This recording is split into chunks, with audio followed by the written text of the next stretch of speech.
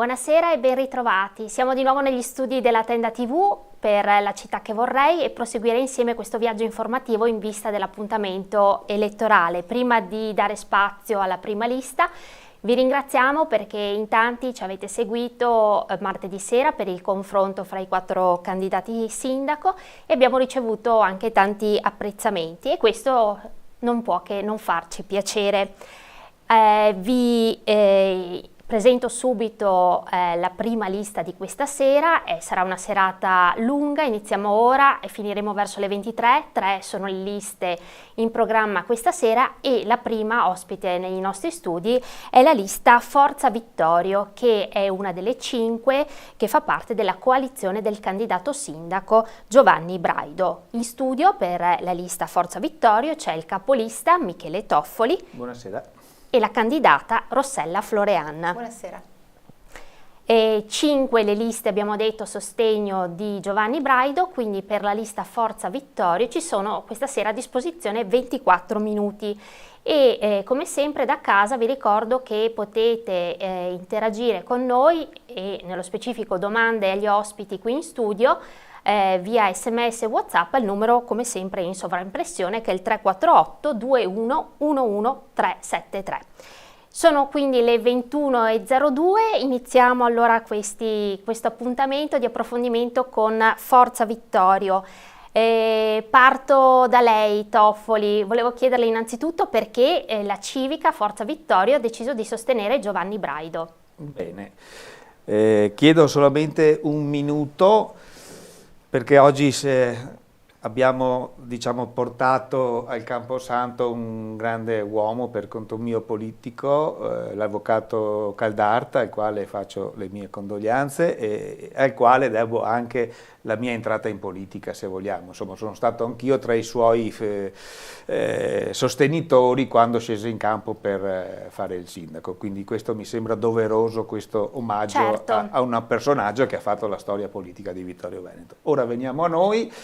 Forza Vittorio perché si schiera con Giovanni Braido? Beh, innanzitutto perché me l'ha chiesto lui espressamente. Sono più di 5 anni che, a parte che io e Giovanni ci conosciamo dai tempi in cui lui era vice sindaco e io ero in consiglio comunale come consigliere di Forza Italia. Ma poi questo tipo di rapporto tra me e lui non è mai terminato, anche quando lui ha, si è messo un po' a riposo, se vogliamo, politicamente parlando, ma noi abbiamo continuato sempre ad avere un dialogo molto stretto, molto franco su quello che succedeva, nella vita politica di Vittorio Veneto. E questo ha portato a instaurare una stima reciproca e anche, devo dire, un'amicizia, insomma, ecco. E quindi quando lui mi ha chiesto se ero disponibile a dargli una mano, non ho avuto esitazioni, anche perché avevo deciso di saltare praticamente, ma perché non potevo onestamente appoggiare un'amministrazione che aveva fallito completamente, ma poi sono successi i fatti che tutti sappiamo, queste divisioni all'interno della Lega e quindi a quel punto che c'è stata un deciso inversione di tendenza e quindi hanno candidato per conto mio forse l'uomo che già da troppo tempo rimaneva in panchina. Ecco, tante volte mi chiedo come mai i partiti tengano i migliori personaggi in panchina. E quindi siamo qui, desidero anche ringraziare tutti i componenti della mia squadra perché rifare una lista non è semplice, specialmente di questi tempi dove la politica non è che appassioni, diciamocelo tutta, non appassiona perché insomma vediamo ogni giorno quello che succede e anche a livello amministrativo qui a Vittorio Veneto purtroppo non è che abbiamo degli esempi proprio di attività che incoraggi. Quindi mi sento di ringraziare tutti quanti perché io praticamente ho costruito una lista da zero, nuova per Forza Vittorio con tutti uomini e donne per conto mio validi e soprattutto che hanno avuto fiducia in me perché tutto sommato sono stato io ad andare a chiederglielo e quindi sentirsi dire sì Michele mi impegno, devo dire che non finirò mai di ringraziarli, sono convinto che questo ci porterà ad avere, insomma, a fare una bella figura, senz'altro. E a proposito di squadra, ecco, c'è da dire che Forza Vittorio è la lista più rosa perché ci sono ben 9 donne su un totale di 16 candidati. Quindi Rossella Florean, chiedo a lei un po' questa squadra al femminile, come si declina? Ma insomma è una squadra fatta di tante professionalità diverse. Quello che caratterizza la squadra è sicuramente una voglia di essere squadra veramente, di non essere solo un nome in lista. E questa è una caratteristica che devo dire è molto femminile. Normalmente quando una donna prende a cuore qualcosa poi diventa un lavoro vero. In questo siamo brave, siamo ben oliate, siamo tutte non giovanissime e quindi, tranne una che invece è giovanissima. È giovanissima. E quindi stiamo facendo un grande lavoro, soprattutto un grande lavoro di condivisione progettuale, ecco. Devo dire che io mi trovo molto d'accordo qualche volta quando sento Giovanni Braido mettere a terra le cose semplici, no? E vorrei dire che questa non è una mancanza di visione, perché spesso si pensa che si evidenzino solo le cose da fare nell'imminenza, ma in realtà da lì per avere una visione che sviluppi qualcosa di grande bisogna partire col mettere a posto le cose che servono a far funzionare la macchina, perché sennò è come se noi portassimo in città un raduno di Porsche e poi abbiamo le strade con le buche, no? Ecco, questa cosa non funziona se vogliamo diventare qualcosa di diverso. Qualcosa di diverso non significa snaturare la città, ovviamente, con una storia anche molto significativa, ma questa storia significativa deve, come dire, trovare nuovo ossigeno con nuove modalità di proposizione, no? E soprattutto dobbiamo mettere in campo tutte le relazioni che abbiamo, perché siamo in un mondo in cui nessuno più corre da solo. Su questo stiamo lavorando tutti assieme. Bene. La lista ovviamente ha già dato avvio a tutta una serie di iniziative sul territorio per farsi conoscere, sta contribuendo ed ha contribuito al programma elettorale del candidato Braido. E chiedo a lei, Toffoli, so che un tema caro di Forza Vittorio è quello del co-housing. Di che cosa si tratta e cosa proponete per la città di Vittorio Veneto su questo fronte? Parliamo quindi di anziani, di sociale. Sì. Beh, diciamo innanzitutto che questo è un tema che a me stava a cuore ancora prima che partissimo con questa campagna elettorale. Attraverso il mio blog che era sulla Testa Vittorio volevo già parlarne, poi purtroppo è arrivato il Covid ovviamente ha sconvolto i piani di qualsiasi persona. E poi ho dovuto attendere tempi migliori perché anche subito dopo il Covid non c'era gente che aveva paura di trovarsi ancora assieme, insomma per farla breve siamo arrivati ad adesso e quindi sono ben felice di parlare di questo co-housing e mi fa anche piacere che dopo di me siano usciti tutti, anche gli altri, con il co-housing, non perché non lo sapessero, ma però mi chiedo, se sapevi cosa era il co-housing, perché chi poteva farlo non l'ha attuato. Allora, usiamo un termine inglese, però il co-housing è una coabitazione, diciamo che il co-housing è una forma di coabitazione nata nei paesi del nord e in America, soprattutto. Principalmente qui da noi viene utilizzata per persone fragili, quindi persone con portatori di handicap, oppure per persone anziane. Teniamo presente che in America, specialmente in America e anche nei paesi scandinavi, ci sono proprio delle famiglie anche normali che creano il co-housing, perché il co-housing che cos'ha come caratteristica? Quella di condividere alcuni spazi comuni. Cosa vuol dire? Allora il co-housing inteso come lo intendo io per Vittorio Veneto, e abbiamo fatto anche un convegno con 3 relatori molto interessante e ringraziio chi ha partecipato. Si intende nel dire che ognuno ha una propria parte di intimità, cioè di privacy, quindi cosa vuol dire? Dorme nella sua camera da solo, c'ha il suo bagno, c'ha anche un piccolo soggiorno, però alcuni servizi essenziali, io faccio sempre l'esempio della lavanderia, della cucina, dell'asporto rifiuti, della fisioterapia, della stanza dove diciamo fare anche comunità, sono gestiti in maniera insieme. Questo perché? Per due motivi essenzialmente. Il primo, prettamente economico, cioè dividendo determinati costi è ovvio che vanno a incidere meno per ogni famiglia. Ma il secondo, che secondo me è il più importante, è proprio quello per creare comunità, perché la malattia più subdola che colpisce l'anziano è la solitudine. Perché fortunatamente la medicina ci ha portato a vivere più a lungo, però spesso l'ultimo pezzo della nostra vita diventa più un calvario che una vita. E quindi il comune di Vittorio Veneto, qualora voi foste parte, insomma, dell'amministrazione, come attuerebbe questo co-housing? Ma il co-housing innanzitutto sarebbe quasi pronto a Vittorio Veneto, perché il Palazzo Piazzoni era nato con questa iniziativa. So che sono stati anche stanziati dei fondi, sono stati fatti anche dei lavori, e poi non lo so come mai, perché ovviamente io non sono in amministrazione, la cosa un po' si è fermata. Quindi da parte nostra avremmo individuato senz'altro, senza dubbio, quella location, anche perché per conto mio si presterebbe in maniera veramente straordinaria con un restauro fatto ad hoc.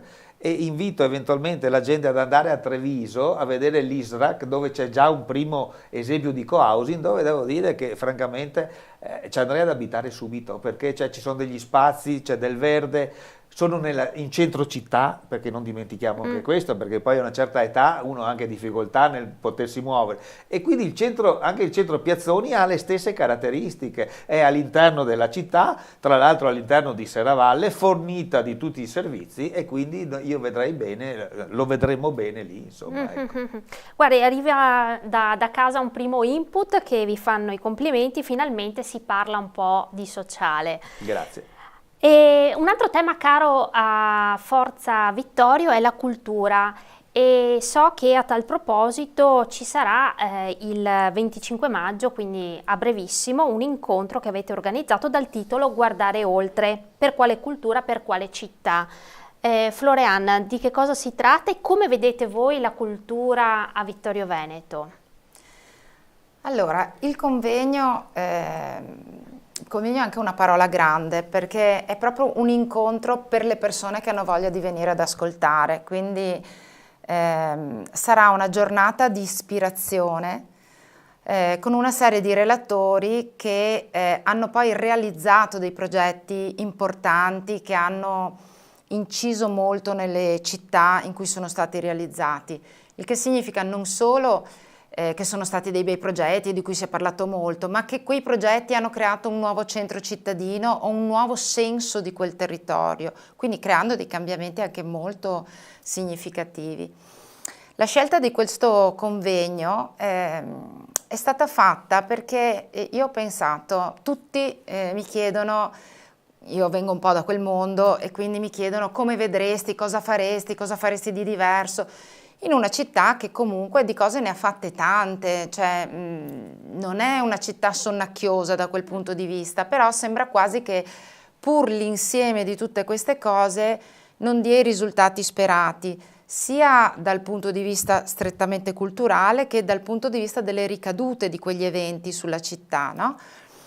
E quindi mi sono detta, guarda, anziché spiegare a parole mie come farei le cose, lo faccio attraverso le parole di altre persone e poi le sintetizziamo assieme, perché comunque quello che vorrei che passasse è che i modi per cambiare le cose ci sono, stanno dentro però a delle reti di relazioni che sono anche, come dire, il volano di quello che poi tu puoi portare a realizzare concretamente, singolarmente. Quindi questa rete di relazioni dà delle possibilità incredibili anche di portare a Vittorio cose che difficilmente si riuscirebbe sia per eventuali costi che per il fatto che bisogna anche accettare determinate location quando si fanno determinate operazioni, no? Quindi non è tutto così semplice, non è tutto legato al denaro, anche se il denaro serve, e non è tutto legato alla buona volontà. Bisogna mettere in rete tutto e soprattutto guardare oltre, cioè guardare fuori dai nostri confini, perché noi siamo una bellissima città, piccola, che potrebbe tranquillamente diventare partner di iniziative molto più grandi. Questo che cosa significherebbe? Significherebbe che, pensando a una progettualità di 5 anni, perché questo è sempre un po' il segreto, no? Come lo è in altri tipi di argomenti delle amministrazioni, anche la cultura, se esce con una progettualità di 5 anni legata a degli enti importanti, forse quello che fa non va tutto sulle spalle del comune, no? Che magari è un comune non enorme e quindi per quanto voglia fare, e se il sindaco sarà Giovanni Braido, mi sento di dire che farà tutto il possibile perché crede molto in questa leva, ma giustamente quando mai ci ricapita di essere sulla via di Cortina 2026? Allora, o noi pensiamo a una progettualità molto articolata, però fatta anche di cose molto significative che non escludono poi il coinvolgimento delle associazioni, così eccetera, però che creano delle situazioni che diventano un traino, un'attrattiva più grande e dentro delle relazioni che poi ci permettono di andare anche verso questi eventi. Se no diventiamo una strada di passaggio e non può che essere così, non è per Vittorio, capita ovunque così. La differenza lo fa veramente visione, relazioni e una politica che voglia tanto che la cultura sia quella leva che fa la differenza.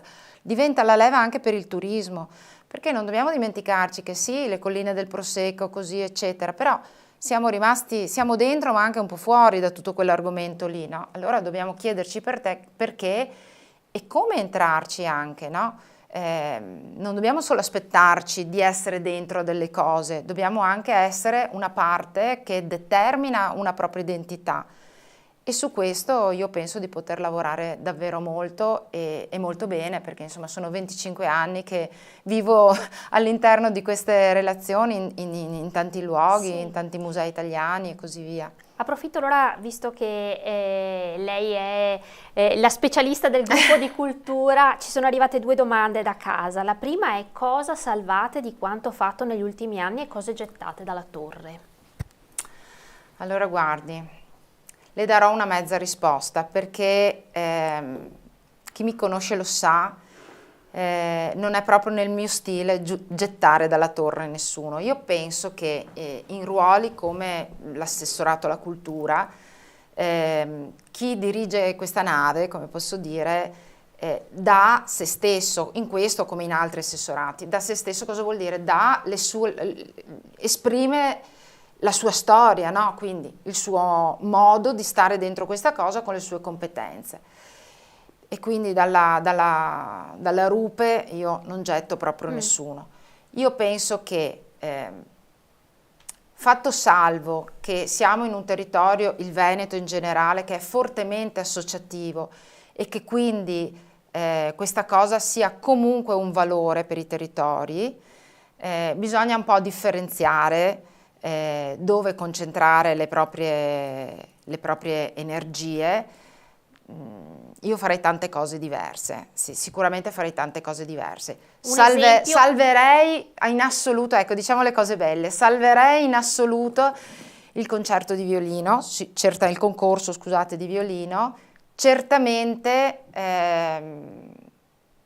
facendogli fare un salto in avanti, nel senso che è già un evento molto importante, è già un evento di qualità, ha iniziato, non è un evento ancora internazionale, nel senso che si è aperto verso l'internazionalità orora, come posso dire. Il salto vero sarebbe entrare nei circuiti importanti, no? E anche questo, il discorso è sempre lo stesso, anche questo si fa attraverso le persone che già stanno nei circuiti internazionali, ecco, questa cosa la salverei sicuramente. Quindi diamo appuntamento al vostro convegno sabato 25, a che ora e dove? Sabato 25 alle ore 10 presso l'Aula Magna delle Giuseppine. Ci sono 120 posti, quindi io naturalmente spero di avere tutta la città. Il posto non è enorme, però ci sarà una diretta streaming, comunicheremo poche ore prima come collegarsi e quindi in vario modo tutti potranno partecipare. Aggiungo anche, se posso, che anche noi attiveremo questo meccanismo di poter fare le domande anche tramite la diretta streaming, e quindi io farò questo lavoro di sintesi anche rispetto ai relatori tra la città e appunto chi è sul palco. Altra domanda da casa, la pongo a lei, Toffoli. Sì. Chiedono anzi, il Papadopoli, Braido parla di difficoltà a promettere qualcosa alla biblioteca, idee, progetti, voi cosa ne proponete?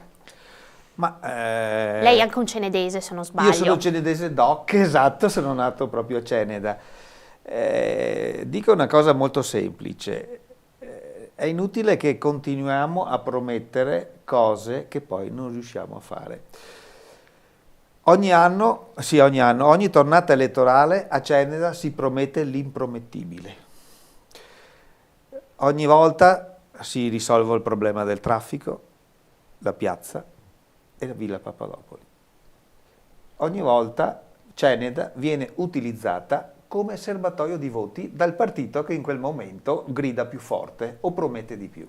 Questa è la verità. E io lo dico ai cenedesi, lo dico sempre il giorno dopo che si è insediato il sindaco e iniziano nuovamente a lamentarsi. Bisogna essere molto realisti, cari signori, lo dico molto tranquillamente. Villa Papadopoli per me è eccezionale, però in questo momento bisogna fare delle scelte. Bisogna fare delle scelte ben precise. Innanzitutto bisogna capire che cosa vogliamo fare di Villa Papadopoli, perché io ho sentito di tutto. Sono stato a convegni di altri candidati, ho letto che c'è gente che ormai ha tutte le ricette pronte e che nel giro di qualche anno mette a posto tutto, ingrandisce la biblioteca, sposta le associazioni, ormai mi sembra di giocare a Monopoli perché le associazioni vengono spostate di volta in volta. La verità è un'altra, i soldi per Villa Papadopoli al momento non ci sono, quindi è ovvio che non si lascia cadere una villa del genere. Sarà compito della prossima amministrazione, come prima cosa, intercettare dei fondi. Questo senza dubbio. Però potremmo fare qualcos'altro, potremmo rivitalizzare quel bellissimo parco all'italiana che abbiamo, che è uno dei più belli d'Italia, e invece di lasciarlo in mano, diciamo, a dei personaggi che non sempre vanno lì per godere della natura o per vedere gli alberi che sono unici, potremmo lì sì rivitalizzarlo. Un parte è già stato fatto dalle mamme di Ceneda, alle quali va il mio plauso, però dovrebbe essere utilizzato in maniera diversa. Ecco, questo è quello che io mi sento di dire in questo momento. È inutile che io adesso venga a dire che cosa farai lì, che li porterai alla biblioteca, che li farai un albergo, che li farai un centro termale, e poi cosa hanno detto ancora? Cioè, stiamo con i piedi per terra. Bene. Io direi. Allora, sono le 21:24, ancora 2 minuti per chiudere, quindi chiedo a uno dei due chi vuole rispondere perché l'8 e il 9 giugno votare per la lista Forza Vittorio.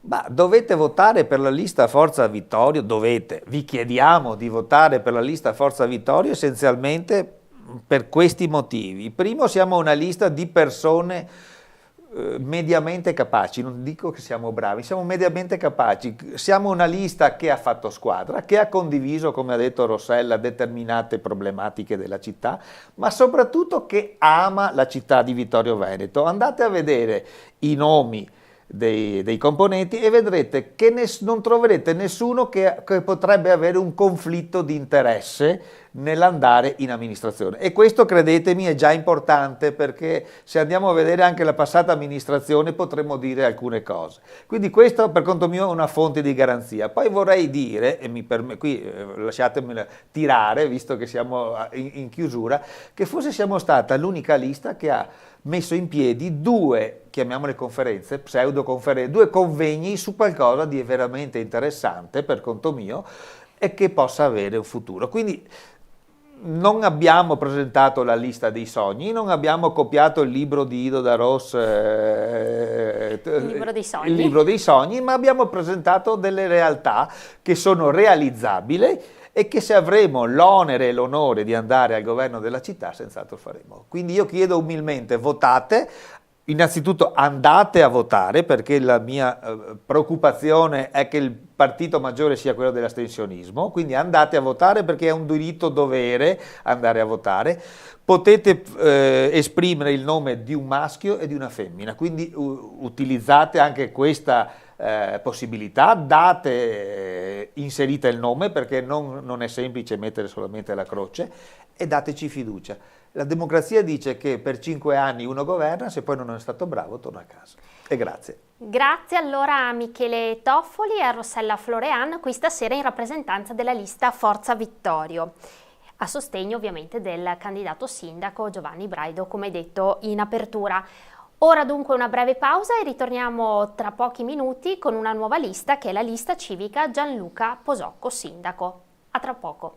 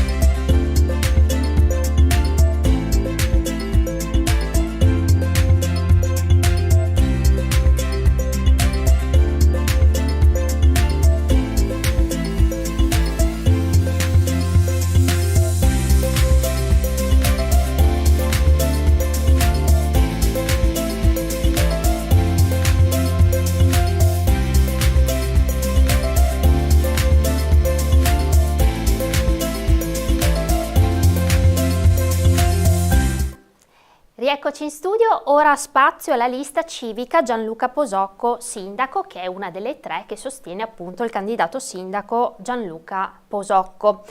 A presentare lista, squadra e priorità in studio questa sera abbiamo Marco Cagliandro e Paolo Balbinot. Buonasera. Buonasera a tutti.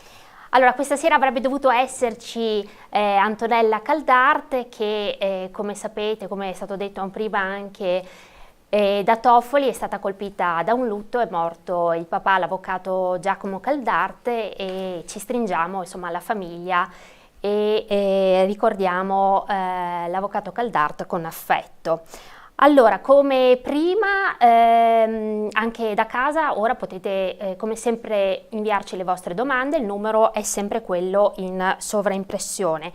Con la lista Gianluca Posocco Sindaco abbiamo a disposizione 40 minuti, i soliti 120 diviso il numero delle liste della coalizione. Sono le 21:31, quindi partiamo subito. Parto da lei, Caliandro. Lei è uno dei 5 esponenti del partito Azione, che è un partito a livello nazionale che ha come segretario nazionale Carlo Calenda, che fa parte di questa lista. Allora le chiedo come mai Azione ha deciso di aderire a questa lista civica e di sostenere Gianluca Posocco Sindaco. Beh, intanto grazie per la domanda e buonasera a tutti gli ascoltatori e a tutti i cittadini che ci fanno la cortesia di seguirci questa sera su un tema così importante come quello delle elezioni, perché insomma speriamo che ci sia la giusta partecipazione a questo evento molto importante. Azione è un partito di centro, guarda al centro e ha visto in questa candidatura di Gianluca Posocco un'occasione per portare il proprio contributo alla città. È un'occasione importante perché Gianluca si è distinto nei nostri momenti di concertazione, di dialogo, di condivisione del programma, con un modo di fare estremamente positivo, coinvolgente, devo dire, e si è creato un gruppo molto interessante che ha composto questa lista, formata sì da 5 elementi, 5 bravissime persone di Azione, ma anche altrettante 11 bravissime persone prese dalla società civile, dalle imprese e dalle varie attività che hanno caratterizzato e caratterizzano la nostra lista. Ecco appunto Paolo Balbinotto, se non sbaglio lei è un civico, quindi cosa l'ha convinta lei a sostenere la candidatura di Gianluca Posocco e a mettersi in gioco in prima persona? Beh, innanzitutto la nostra lista è composta da tante donne, tanti uomini, tanti ragazze e ragazzi, quindi giovani che si affiancano con entusiasmo a persone di grande esperienza come Antonella Caldarte, Antonella Uliana, che ben hanno figurato negli assessorati di propria competenza, ovvero quello sociale e culturale. In quest'ambito qui, quando mi è stato chiesto di partecipare alla lista, non ho potuto non rispondere che affermativamente, perché ho una grandissima stima nei confronti di Gianluca Posocco, la conoscenza torna indietro nel tempo, il progetto è estremamente credibile perché Gianluca è una persona che quello che dice fa. Abbiamo costruito un programma anche con tutti i componenti variegati all'interno della nostra lista che hanno un background professionale, culturale, di vita diversi, ma che si sono messi in gioco in prima persona per apportare un concreto cambiamento e miglioramento della nostra città, per le nostre famiglie, per i nostri figli, per tutte le persone fragili, perché il motto della nostra lista è la persona al centro. Conseguentemente dobbiamo essere inclusivi e cercare di proiettare Vittorio Veneto nel futuro, nel modo migliore. Ecco, Caliandro, l'ha detto appunto adesso Balbinotto, il vostro motto è la persona al centro. Perché? Cosa significa e come si tradurrà? Beh, allora la persona al centro è il nostro motto, è una filosofia che questa lista ha ed è dettata dal fatto che per noi la persona è l'elemento fondante della cittadinanza e quindi deve essere al centro di ogni tipo di attenzione. Attenzione in campo sociale, attenzione nel campo delle politiche giovanili e dell'assistenza agli anziani, attenzione anche in tutte quelle cose che sono il decoro urbano, i lavori pubblici, tutte quelle cose che caratterizzano anche un po' l'essere cittadino vittoriese e stare all'interno di una comunità come la nostra. Una città che tutti noi amiamo profondamente, credo che tutti quelli che si sono messi in gioco politicamente in questo periodo abbiano questo affetto per la città, perché candidarsi è comunque uno sforzo, è comunque un impegno molto importante e su questo abbiamo concentrato il nostro programma, che vi invito anche poi ad approfondire, a scaricare dal sito del Comune, a leggere, perché non sempre con le parole si possono ottenere tutti i risultati e tutti gli obiettivi che ci siamo posti. Non è un libro dei sogni. abbiamo predisposto un programma che sia fattibile, concreto e che deriva proprio, come ha detto l'amico Paolo Balbinot, dalla concertazione di tutti noi, dall'esperienza che abbiamo messo in campo nel redigerlo. Ecco, parliamo appunto del programma che ha contribuito, insomma, a formare quello che è il programma elettorale di tutta la coalizione. Balbinot ci illustra quella che può essere una delle priorità che voi avete inserito nel vostro programma. Ce ne sono di diversa natura. Se vogliamo parlare dell'argomento del tema della socialità, quindi degli ambiti sociali, c'è uno sportello unico per le famiglie, di cui meglio poi andrà a declinare l'amico Marco Caliandro. Per quanto riguarda la sfera, diciamo, più di mia pertinenza, che è quello relativamente all'aspetto dell'assetto urbanistico, sì, è sicuramente una delle priorità declinate dal candidato sindaco Gianluca Posocco è il tema dei crediti edilizi, ovvero abbiamo una città bellissima che prevede però un'attenzione particolare, necessita di alcune migliorie, soprattutto per quanto riguarda quegli immobili che attualmente sono vetusti e non resi diciamo efficienti, siano essi pubblici, siano essi privati, attraverso un'incentivazione all'abbattimento di questi immobili che non sono più fruiti dai proprietari, viene creato un tesoretto di crediti, quindi di cubatura, che può essere ceduto anche a terzi, in modo che immobili non più utilizzati possano essere demoliti, venga creato del verde da restituire alla città, un verde attrezzato, di cui ne abbiamo sempre bisogno, con la possibilità di ricollocare questi immobili figurativamente in altre aree dedicate, sempre nel rispetto del PAT che è già stato approvato, pertanto non creando nuova cubatura, ma semplicemente allocandola diversamente, ad esempio a servizio della zona industriale che è in costante demanding, quindi diciamo domanda di nuovi spazi. Ricordiamo che ci sono 6.000 persone, operatori all'interno della zona industriale e che ovviamente più spazi, più occupazione, più ricchezza per la nostra città e per le famiglie. E a proposito allora di sportello sociale riferito insomma a tutto l'ambito sociale, come lo declinate? Beh, allora l'ambito sociale è uno dei punti su cui molto puntiamo, è un gioco di parole però significativo per dire che l'aspetto sociale è poi l'aspetto che caratterizza. Molte volte non se ne parla nelle campagne elettorali perché i lavori pubblici piuttosto che altri temi diventano principali e coprono anche questa tematica. Beh, innanzitutto un primo problema che abbiamo è l'invecchiamento della popolazione. Una popolazione invecchia implica il fatto che ci devono essere più servizi, diversi servizi, e dobbiamo cominciare a pensare a come organizzarli sul territorio. Il bisogno è tantissimo, ma dall'altro lato non possiamo pensare che Vittorio Veneto si arrenda ad un invecchiamento della popolazione. Pertanto, congiuntamente a una serie di servizi che abbiamo studiato per la fascia della popolazione più anziana, come il ricoinvolgimento della popolazione in iniziative di animazione, il coinvolgimento nel volontariato, nell'assistenza, poi parleremo anche, se avremo l'occasione, di qualche iniziativa legata al co-housing e quant'altro, vogliamo riportare i giovani in città. E i giovani si riportano attraverso occasioni nuove di lavoro, che è il primo punto, e quindi ci vuole un maggior contatto tra quello che è la città e la zona industriale, su cui molto abbiamo scritto e ci piacerebbe poi magari nel corso della serata approfondire.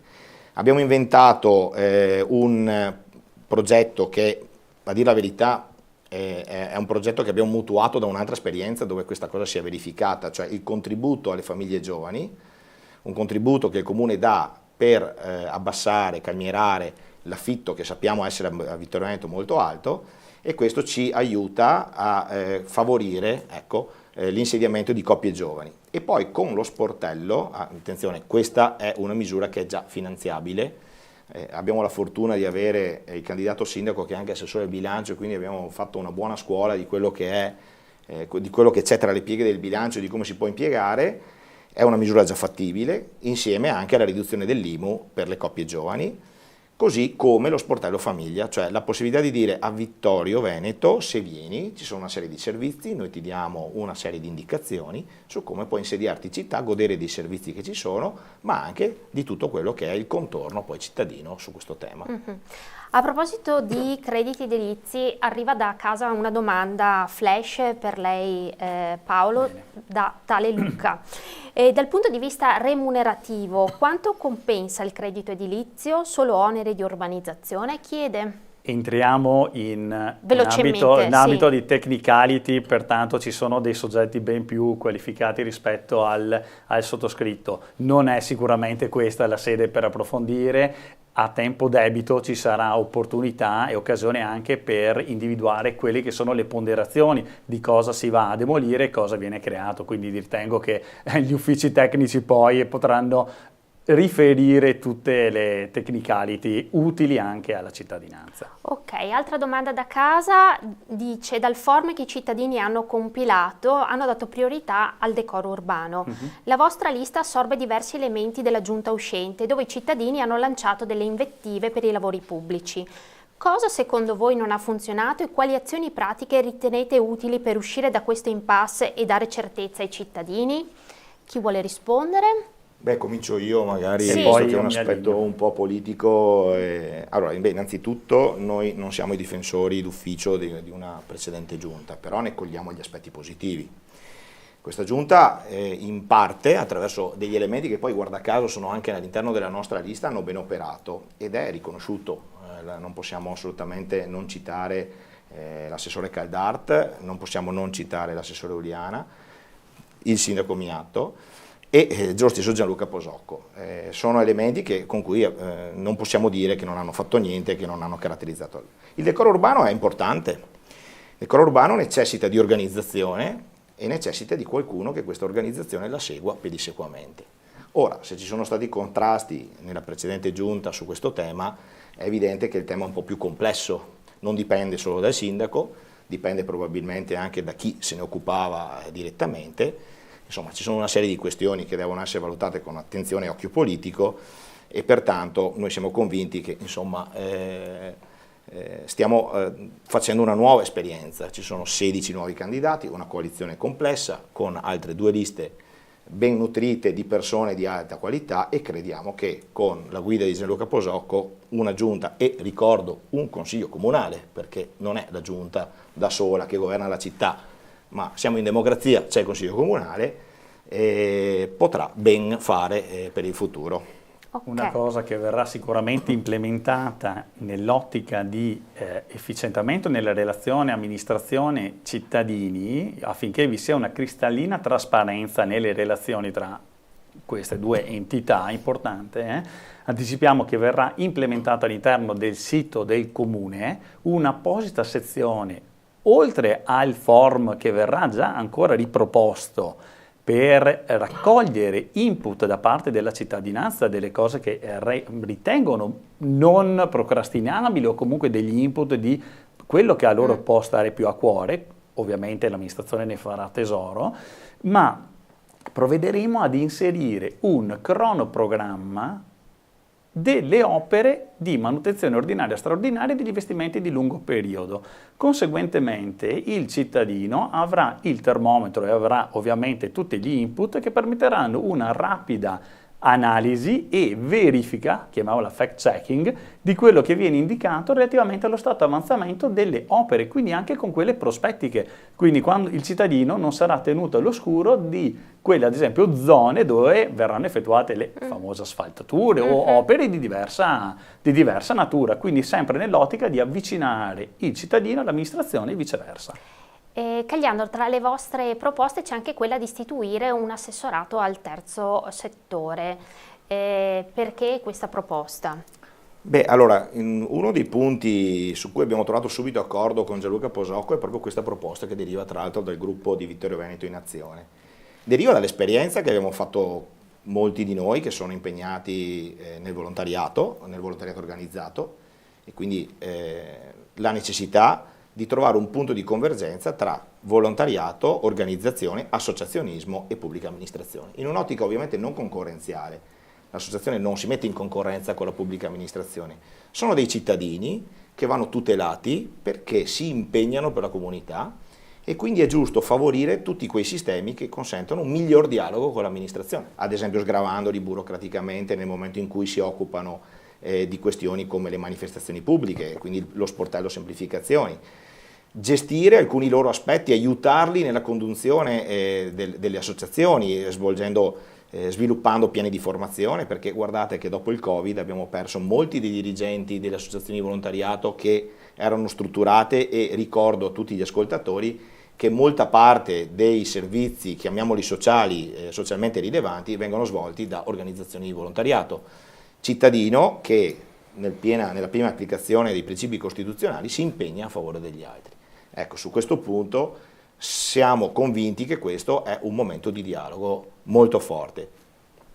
Altra domanda da casa, vista la differenza di provenienza dei vostri componenti della lista, qui dicono ex leghisti, PSI, Azione, Sinistra, ritenete che questo sia un fattore coagulante o di possibili future divisioni? Albinotto.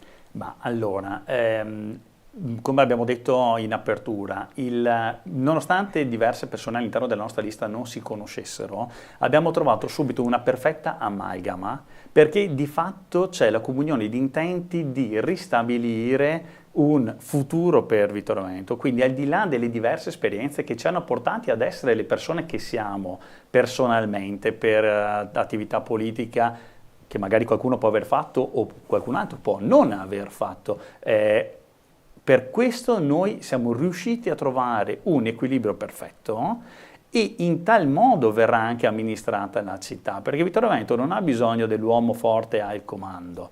Vittorio Veneto ha bisogno di un sindaco che abbia la propria autorevolezza, che sia riconosciuto appunto da tutti come una persona stimata e stimabile, ma che sappia lavorare di concerto con tante persone, donne e uomini, che abbiano ben chiare le idee, e la nostra natura di lista civica a supporto del sindaco ci svincola da logiche prettamente partitiche, quindi possiamo unicamente guardare al bene dei nostri cittadini e della nostra città.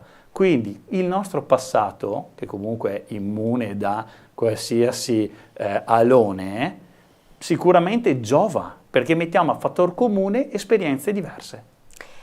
Allora, abbiamo detto il tema del sociale è un tema a voi caro, ci arriva questa domanda, Cagliandro, adesso non so se riesci a darmi una risposta. C'è un bando del Ministero dell'Istruzione e del Merito che mette a disposizione oltre 730.000 euro di contributo a fondo perduto per la creazione di asilo nido e con scadenza il 30 maggio 2024. Come mai non avete colto questa occasione? Elena. Ringrazio Elena della domanda, purtroppo però io non faccio parte né dell'attuale Consiglio né della Giunta e non ho informazioni in merito. Però non per fare la difesa, però rispondo volentieri. Sì, allora, perché giusto Posocco nell'ultima sì, non sono informato, era intervenuto in merito. Non sono informato dei motivi, se è stato fatto il bando o no, dovrei sentire l'assessore Caldart, sicuramente sono disponibili anche a confrontarmi con Elena in altre sedi e portare la risposta più compiuta. Però c'è un punto, lo abbiamo detto prima, lo dico da papà, vogliamo portare i giovani all'interno della nostra comunità vittoriese e favorire l'insediamento di giovani coppie, è chiaro, è evidente che dobbiamo pensare ai servizi per la prima infanzia.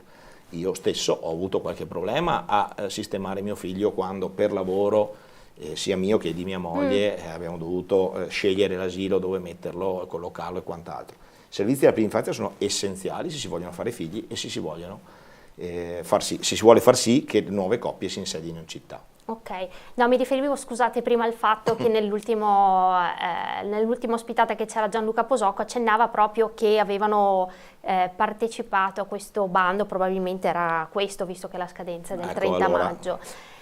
E sempre tema scuole, dice una telespettatrice, avete intenzione di ascoltare i genitori che chiedono rampe per disabili e alberi per ombreggiare, quindi il sociale è anche declinato con i diversamente abili? Beh, credo di parlare a nome di tutta la lista, ma senza alcun problema, dicendo che sì, cioè è doveroso. È chiaro che si scontra, virgolette, con le necessità di bilancio e con tutta un'altra serie di questioni, però sono delle priorità. Se vuoi vivere in una città devi renderla a misura d'uomo. Vittorio Veneto è una città che è multietnica, lo dobbiamo dire, ha diverse estrazioni, ha delle persone con diverse abilità che fanno parte del nostro tessuto sociale, che lo caratterizzano e lo arricchiscono. Dobbiamo rendere facile a tutti accedere a qualsiasi cosa. Ovviamente noi abbiamo questa sensibilità perché veniamo da questo mondo ed è chiaro che è una delle nostre priorità, anche ideologiche, se vogliamo metterla sotto questo profilo. E quindi sicuramente su questo noi ci saremo e faremo delle proposte. Faccio un inciso relativamente proprio a questo tema della inclusività.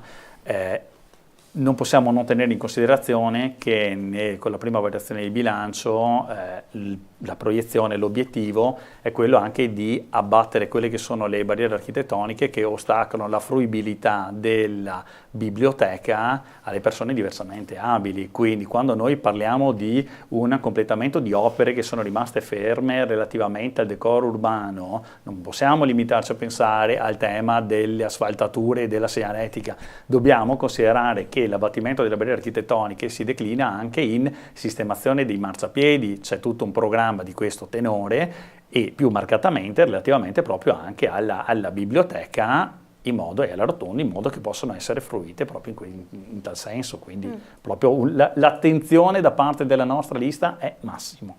Balbinotta, lei prima accennava alla zona industriale, è innegabile che mancano dei servizi, ce ne rendiamo conto, chi vuole raggiungere con un mezzo pubblico la zona industriale oggi non riesce. Non può farlo.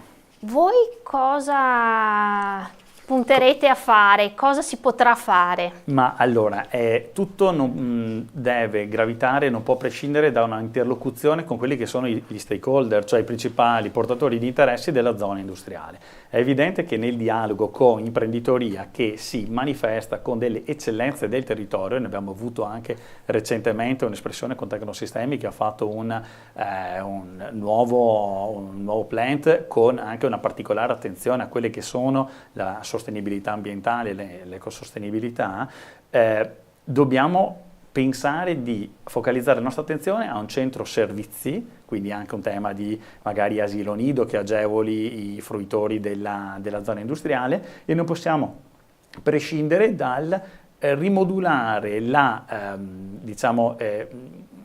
trasporto pubblico in senso lato anche con una collaborazione intercomunale, quindi non isolandoci dal contesto, per agevolare la fruizione anche ad altre modalità di trasporto. Teniamo anche in considerazione che nei nostri progetti c'è anche quello di creare una nuova fermata della ferrovia all'interno della zona industriale, che vuol dire, ovviamente qui è tutto da impostare, ma c'è un'attenzione potenziale in questo ambito. Prego, Caliandro. Se posso mi aggancio. Perché questo è un tema a cui noi prestiamo una certa sensibilità, perché un altro punto di accordo con Gianluca Posocco è stato il progetto proposto d'azione anche in occasione della presentazione proprio del nostro gruppo, il motto "una città nella città", cioè la zona industriale è una città nella città, e quello che ha detto Paolo Balbinotta è assolutamente uno dei primi obiettivi. Ne aggiungerei altri che sono poi nascono da azioni molto semplici e nemmeno costose, che sono quelle di concertazione e di dialogo. Cioè quando si dialoga con la zona industriale, con le imprese eccetera, si deve pensare a 2 o 3 obiettivi che possono essere fondamentali, ad esempio al welfare per i lavoratori, quindi trovare sistemi per i quali la vita cittadina si coniuga con i sistemi di welfare privato che adesso stanno nascendo e che grandi imprese stanno cominciando a portare avanti, per esempio nell'ambito culturale. Uno dei progetti su cui avevamo lavorato con la precedente amministrazione, ero stato in parte coinvolto, era quello di impostare un'idea di fondazione che potesse sviluppare insieme all'assessorato alla cultura e a altre entità del territorio dei momenti proprio di scambio tra i lavoratori e la città. Quindi i lavoratori vengono in città, perché di 6.000 persone che lavorano in zona industriale non sono tutti vittoriesi, e quindi farli conoscere la città, cercare di portarli qui. Ma anche, abbiamo detto, quello che è l'alternanza scuola-lavoro, cioè cercare soluzioni per le quali i poli scolastici vittoriesi possono godere dell'eccellenza e dell'esperienza che i nostri imprenditori hanno nella zona industriale. proposito di cultura, avete citato prima nella lista, c'è tra i candidati l'assessore alla cultura uscente Antonella Ugliana e ecco la lista civica Gianluca Posocco, come declina la cultura?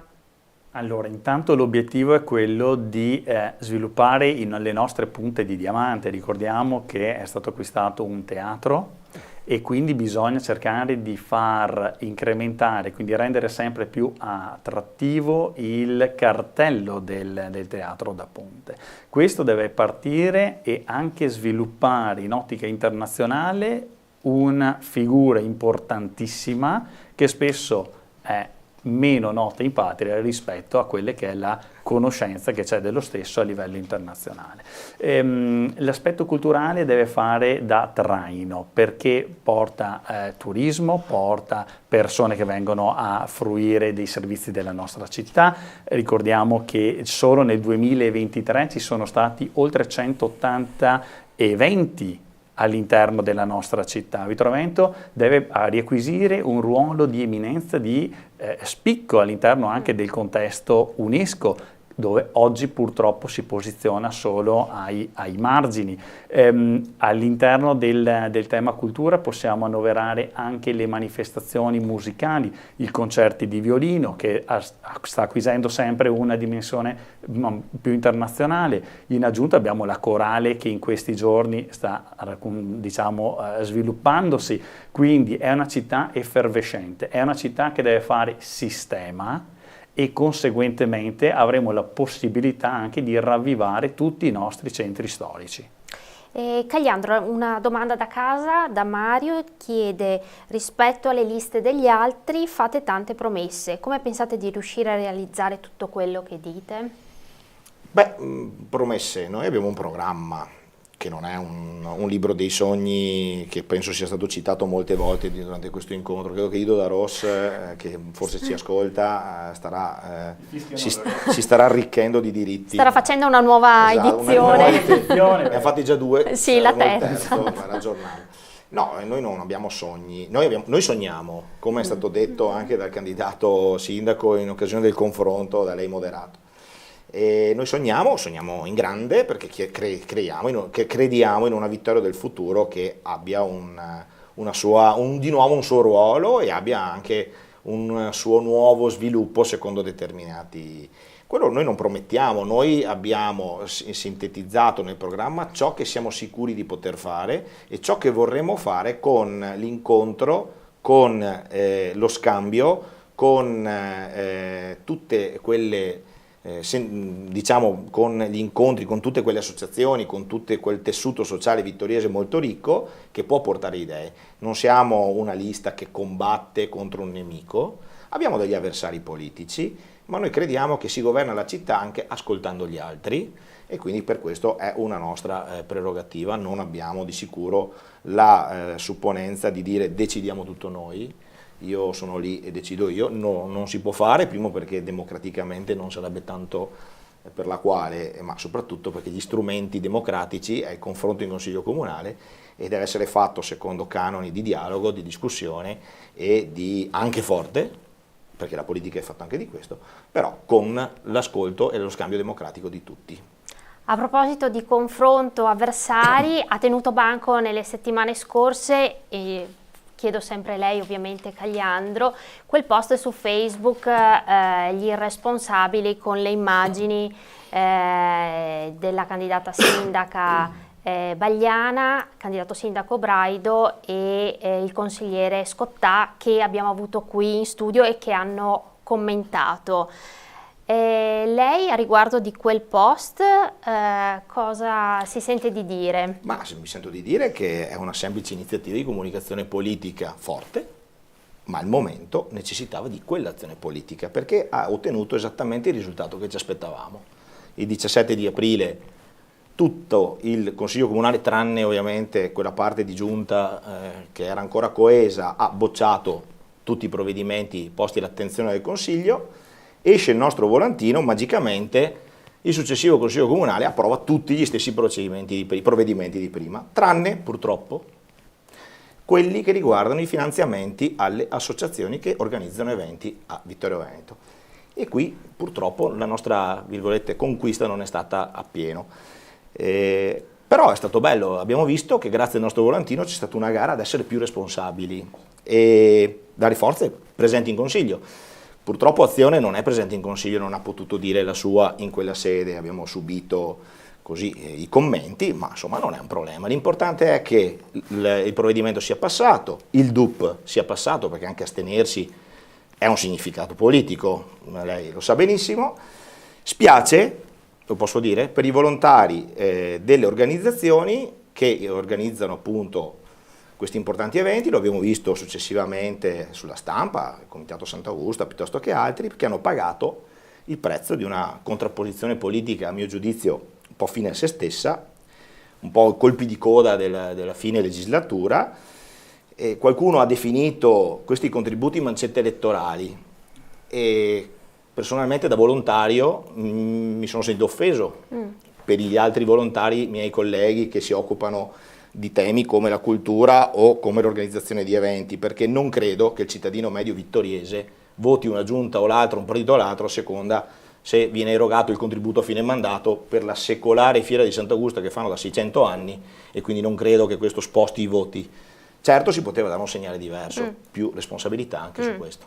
Domanda proprio è arrivata in tempo reale, Cagliandro ha votato anche Braido in consiglio, forse riferito al fatto che nel volantino c'era anche Braido. Braido rappresenta la Lega in questo momento e rappresenta quella parte di Lega che è uscita dalla giunta o che ha votato contro la giunta. Non ho sentito altri pronunciamenti a favore dei contributi verso le associazioni, non ho sentito altre posizioni. Speriamo che il collega e amico Braido abbia poi la possibilità, qualora nella non sperata ipotesi, come dicono gli avvocati, di vincita, almeno per quanto ci riguarda chiaramente, di poi mantenere questo tipo di promessa. Se mi permette, solo chiuso, nel nostro programma c'è una riflessione su questo, cioè nell'ambito dell'assessorato al terzo settore, dello sportello unico, noi vogliamo promuovere i progetti pluriennali per i contributi alle manifestazioni più importanti. Se Sant'Augusta la faccio da 600 anni, posso tranquillamente valutare di consentire al Comitato di Sant'Augusta di programmare 3 anni della loro attività. Questa è un'idea che abbiamo e che ha trovato accoglimento anche nel candidato sindaco Gianluca Posocco. Abbiamo ancora 8 minuti, chiedo a lei Paolo Balbinot, le dico sport e voi della lista come reagiamo? Ma allora, sempre nell'ambito della socialità riteniamo che lo sport sia un veicolo fondamentale per l'aggregazione, per l'educazione, per capire quello che è il tema del rispetto delle regole, quindi è evidente che l'attenzione, tanto più perché il candidato sindaco è un assoluto uscente anche allo sport. È uno sportivissimo. Allora, se vogliamo ragionare in termini di progettualità, sicuramente il focus in questi ultimi giorni lo sta avendo il tema delle piscine, ma non c'è solo quello, ne abbiamo già dibattuto, quindi non ha senso andare a approfondire ulteriormente. Sicuramente l'ambito sport è declinato anche in quello che è l'implementazione dello spazio dell'ex aerocampo, dove nella progettualità della nostra lista, del nostro programma, troverà spazio una serie di infrastrutture che sono già immediatamente concretizzabili, quindi dei campi da calcio, dei campi da rugby, perché riteniamo che sia lo sfogo ideale e già con un minimo plafond si riuscirebbero a concretizzare come servizi essenziali, quali spogliatoi, foresteria, una clubhouse. Ovviamente non stiamo parlando del rifacimento totale di tutta l'area, perché lì c'è un ragionamento diverso, prospettico, che verrà fatta anche con degli investitori di altra natura, quindi è una cosa logica prospettica, strettamente legata a altre dinamiche note, ma che potrà dare un concreto supporto alle associazioni sportive. Ovviamente in questo ambito non possiamo non citare un progetto già finanziato e già in corso di esecuzione, che è quello del nuovo palazzetto dello sport, che trova luogo, perché è assolutamente in corso di esecuzione già, proprio grazie alla lungimiranza di Gianluca Posocco, il fatto di avere un nuovo impianto che avrà anche 1000 posti come spettatori, cosa che altri impianti a Vittoria non hanno, e che verrà costruito entro breve, permetterà alla città di elevare il proprio status anche relativamente alle infrastrutture da dedicare ai ragazzi. Ricordiamo anche che ci sono degli impianti che necessiteranno degli interventi manutentivi. Con questo nuovo sfogo verrà data la possibilità di non avere interruzioni per l'attività delle numerose società. Ci sono oltre 100 società sportive all'interno del comune di Vittorio Veneto, quindi assicuriamo che l'attenzione anche su questo ambito, perché è un ambito essenziale soprattutto per le nuove generazioni di aggregazione, un'aggregazione sana. Abbiamo purtroppo troppi esempi di aggregazione non sana e quindi vogliamo incentivare un maggior numero di ragazzi a fare sport. Vittorio Veneto è una città dove si sta bene, dove vogliamo ovviamente cercare tramite le nostre politiche di incrementare il numero dei giovani, ma anche e soprattutto quelli che ci sono dobbiamo trovare dei diversivi che devono essere sani e che fanno del bene. Ecco, non abbiamo parlato ad esempio della zona più a nord di Vittorio Veneto, la Val Appisina, certo. Un territorio che negli anni via via si è sempre più spopolato. Certo. Ci sono dei progetti, ci sono delle concretezze, perché attraverso l'acquisizione di un'area dei privati attorno ad esempio all'area del Lago Morto verrà sistemata una situazione oggi ovviamente molto precaria e provvisoria in tema di parcheggi, in tema di sicurezza. Verrà implementata un'area anche di sosta camper, ma soprattutto una cosa che ovviamente vedrà l'attenzione è tutto il sistema di attrazione dei turisti esteri, soprattutto nell'ambito delle ciclovie. C'è tutto un progetto di ciclovie delle acque che interessa ovviamente, diciamo, l'utente medio è chi da Monaco di Baviera vuole girare e arrivare fino a Venezia in bicicletta. Nell'ottica anche della sicurezza evidentemente verranno create delle ciclovie pedonali e ovviamente a disposizione anche di tutta la cittadinanza, nell'ottica della continuità dal lago di Santa Croce, passando per la porta di Santa Giustina, fino alla parte dei laghi di Revine, il troncone che guarda la zona di Longhere con la Revine, quindi con una via ciclopedonale che possa mettere in sicurezza tutti, è già in concretizzazione a livello progettuale. Quindi la Val Appisina non deve sentirsi abbandonata o non al centro delle attenzioni. Ci sono dei progetti concreti anche a livello di creare sincronia nelle associazioni che interessano quella parte, quindi nella gestione di tutti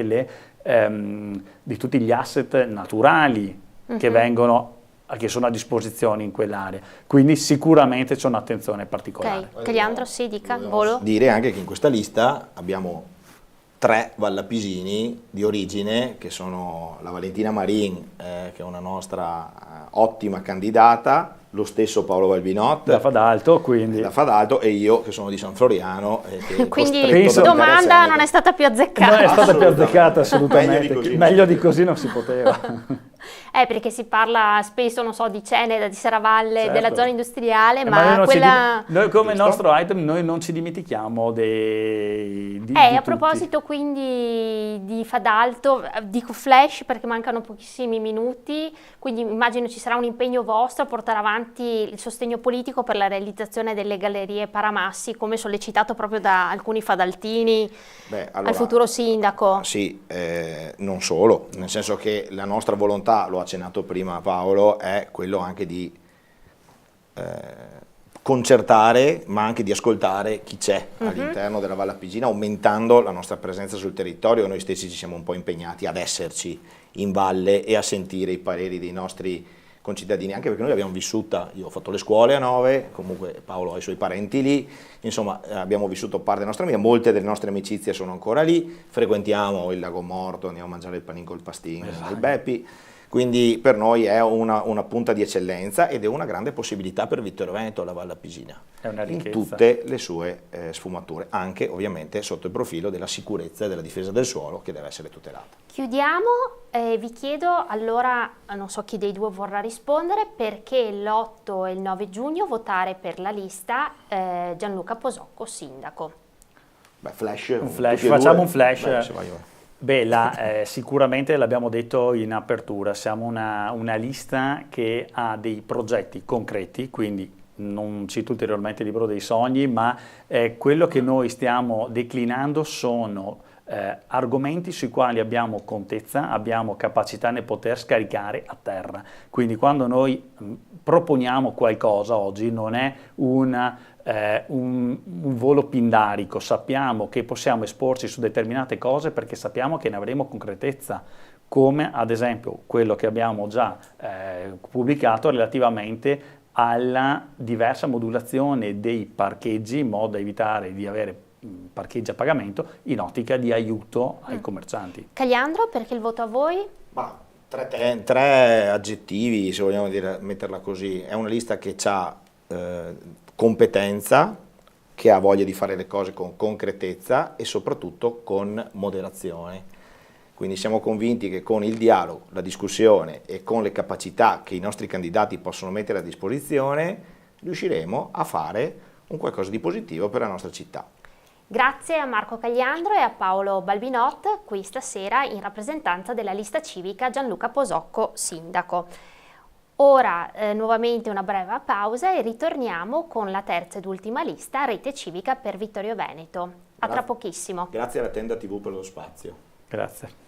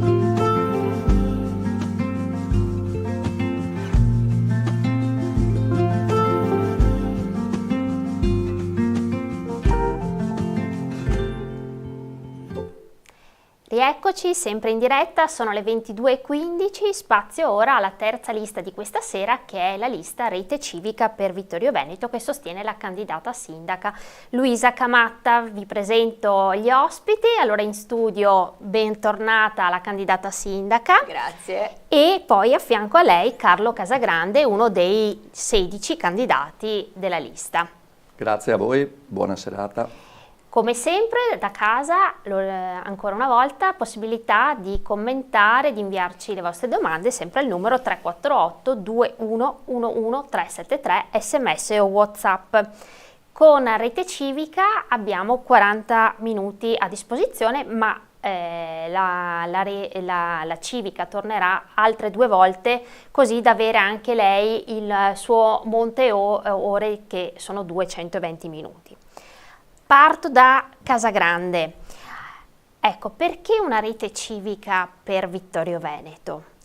Allora, innanzitutto abbiamo una storia, abbiamo un curriculum, non siamo nati all'ultimo, abbiamo in questi mesi aggregato varie realtà civiche, cittadini, persone del mondo del volontariato, dei quartieri, varie esperienze. Non a caso il nome è Rete Civica per Vittorio Veneto e non a caso i colori della nostra lista sono rosso-blu, i colori della nostra città.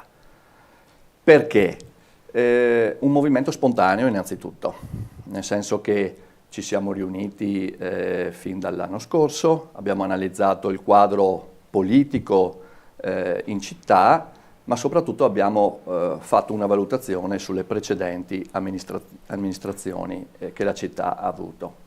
Esprimendo, su questo non voglio essere polemico, ma interpreto, come dire, lo spirito costruttivo della lista, valutando sostanzialmente negativamente le amministrazioni, in particolar modo degli ultimi 10 anni. Abbiamo constatato vari aspetti: la città non è cresciuta, la città ha indubbiamente rallentato quella che è una normale evoluzione di una città del nord-est, e abbiamo soprattutto constatato dal punto di vista politico che gli ultimi 2 sindaci non si sono ripresentati alle elezioni dopo il primo mandato. Quindi il sindaco Tonon e l'attuale in uscita sindaco Miatto si sono, diciamo così, fermati e ritirati, quasi a lasciarci intendere che, insoddisfatti del loro lavoro, avrebbero dovuto, come dire, appunto fermarsi. La nostra è quindi una proposta alternativa al governo degli ultimi 10 anni, civica, io vorrei ribadire espressione di un movimento che parte dal basso.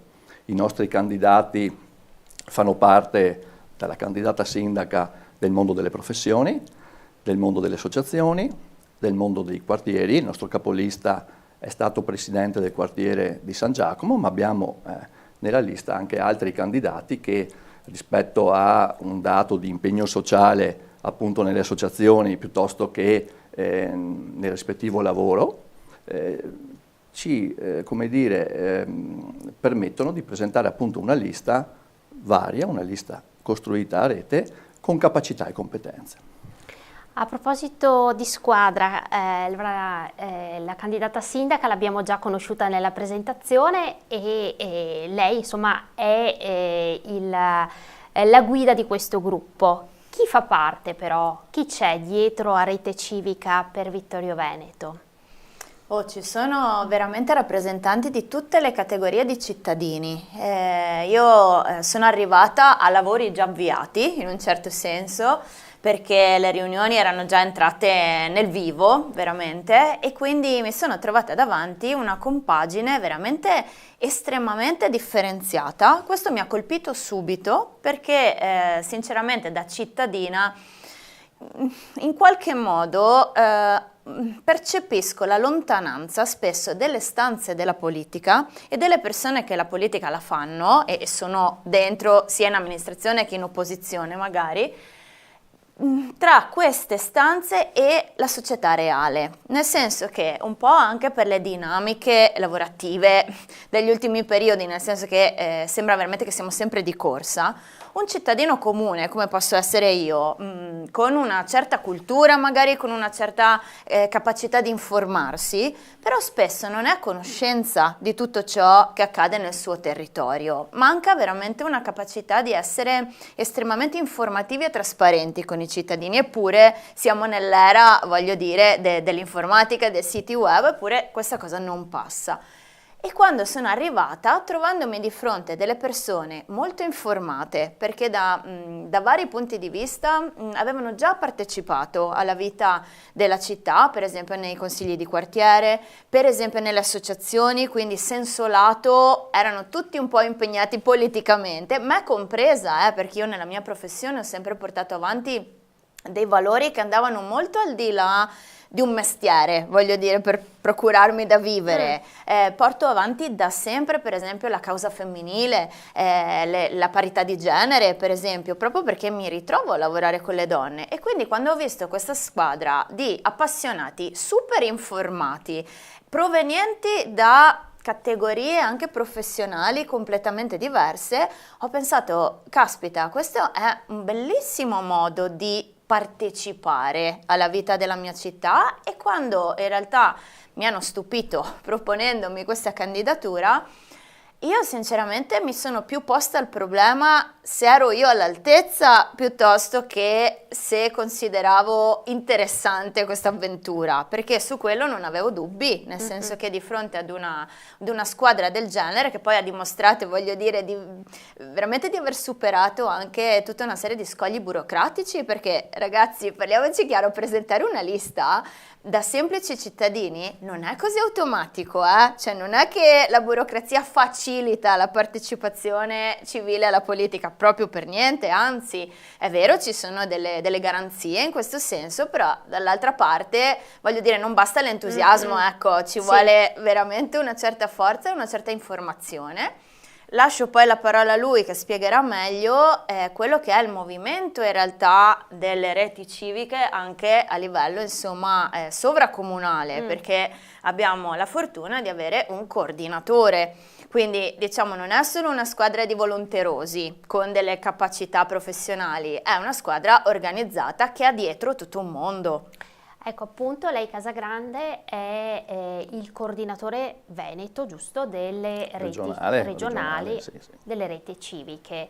E quindi che apporto ha potuto dare insomma, lei anche non l'abbiamo detto, comunque già in passato l'abbiamo visto tra i volti dei candidati, certo. E quindi insomma sempre con il suo impegno civico. Certo, Rete Civica nasce nel lontano 2004, con il tentativo, riuscito peraltro, di aggregare le diverse liste civiche dei territori, ponendo al centro della politica che queste sviluppano innanzitutto le persone. Ecco, noi vorremmo dire che se la politica, la buona politica oggi ha bisogno e ha sempre avuto bisogno di persone che la interpretano in maniera genuina, Rete Civica su questo ha dato un grosso contributo, ottenendo tra l'altro dei buoni risultati alle regionali con l'elezione anche di consiglieri regionali. Quindi su questo un lavoro svolto di aggregazione, di coordinamento e di organizzazione delle liste civiche, insomma ha permesso anche di trovare una strada di soddisfazione in consiglio regionale. L'altro aspetto che mi poneva, su cui ci terrei molto, come dire, a dare una sottolineatura, è l'importanza e la centralità della persona. Noi non diciamo che i partiti non hanno partecipazione e non hanno delle brave persone che governino, questo è fuori di dubbio, però soprattutto nella dimensione comunale la presenza delle liste civiche permette di esprimere dei concetti di libertà che magari nei partiti non avvengono. Le faccio alcuni esempi. Non voglio tediare i telespettatori con la politica tecnica, la politica magari quella più antipatica, ma una lista civica nasce dalle persone del territorio. Io sono candidato perché risiedo a Vittorio Veneto, sono nato a Vittorio Veneto, Casagrande è anche un cognome particolarmente vittoriese, se me lo consente, e ho sentito il dovere di candidarmi per il Consiglio Comunale a sostegno di Luisa Cammata. Questo è un dato chiaro. Noi non abbiamo una segreteria che da fuori ci dice quello che dobbiamo fare. non abbiamo dei vincoli di partito ideologici che ci obbligano ad avere un comportamento secondo un punto di vista prefissato. Siamo assolutamente liberi. La mia parola genuini e i colori della città che portiamo, con cui ci vestiamo in questo periodo, non solo di campagna elettorale, sono il modo anche un po' per contraddistinguerci. Ecco.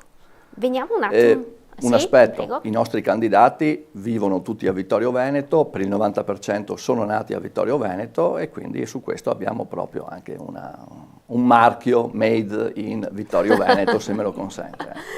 Posso aggiungere una cosa rispetto a questo? Sì. Una cosa che non ho detto prima è che una cosa che mi ha fatto molto piacere è trovare nel gruppo appartenenze ideologiche diverse, e questa è una cosa che io ho sempre preferito, anche lavorativamente parlando, nel momento in cui ci sono dei gruppi di lavoro, delle squadre che devono collaborare, di persone molto diverse tra di loro, trovo sempre che escano i progetti migliori. Perché? Perché se tu hai un'unica linea ideologica, diciamo così, questo avviene spesso anche nelle famiglie. È vero che apparentemente vai più d'accordo, perché chiaramente hai gli stessi valori, stessa direzione, però è anche vero che spesso perdi di vista il bene complessivo. Il bene complessivo è fatto di tanti punti di vista. Non esiste solo un punto di vista giusto, esiste proprio una pluralità di persone con sensibilità diverse, con esigenze diverse, che portano delle istanze differenti. Essere una civica ha questo incredibile vantaggio che tu non devi, in un certo senso, obbedienza a niente e nessuno a livello ideologico. Hai proprio la capacità intellettuale di spaziare, di aprire la mente e di ascoltare soprattutto, perché non esiste un parere o un'esigenza migliore di un'altra. Quello che fa il bene del territorio è ciò che si considera. Questo ci tengo molto a dirlo. Certo. E veniamo al programma elettorale che si intitola Liberiamo la bellezza della nostra città. Perché, Luisa Camatta, questo titolo? Allora, so che c'è il suo zampino. Sì, c'è decisamente il mio zampino. Pensi che all'inizio quasi ci sembrava un po' presuntuoso come slogan elettorale, perché considerando che c'era poi una donna che doveva mostrare la sua faccia, sembrava quasi autoriferito. Invece non è niente di tutto questo, anzi, lungi da me, ma si riferisce proprio alla bellezza di Vittorio Veneto, cioè quella è la nostra donna primaria, diciamo così. Perché? Perché sento parlare tantissimo, una delle cose che è uscito di più è questo concetto del decoro urbano.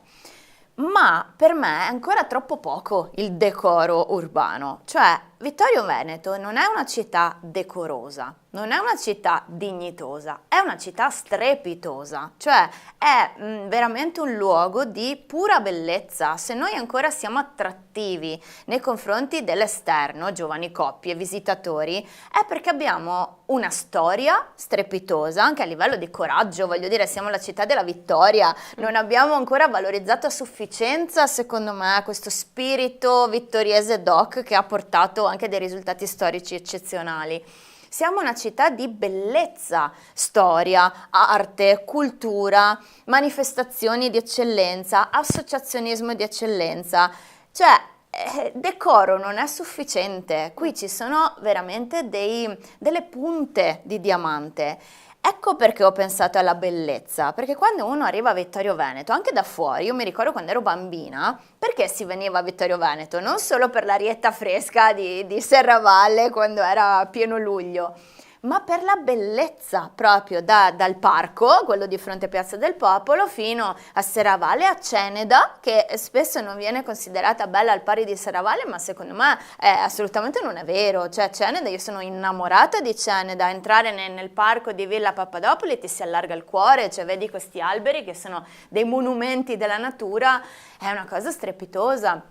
C'è una sede vescovile, voglio dire, con un castello storico, ci sono un sacco di luoghi identitari che semplicemente sono strepitosi, e quindi per me bellezza significa proprio questo, e non è neanche solo questo, cioè non è solo ciò che percepiamo con gli occhi a livello di paesaggio, ma è anche una bellezza, per esempio, del movimento cittadino nelle associazioni, ad esempio. È una cosa che, guardate, che in altri paesi non c'è, in altre città non c'è. Io vengo da Conegliano, non ci sono tutte queste associazioni a Conegliano, ci sono eroiche, nel senso che veramente si muovono, ma quello che c'è a Vittorio Veneto altrove non c'è.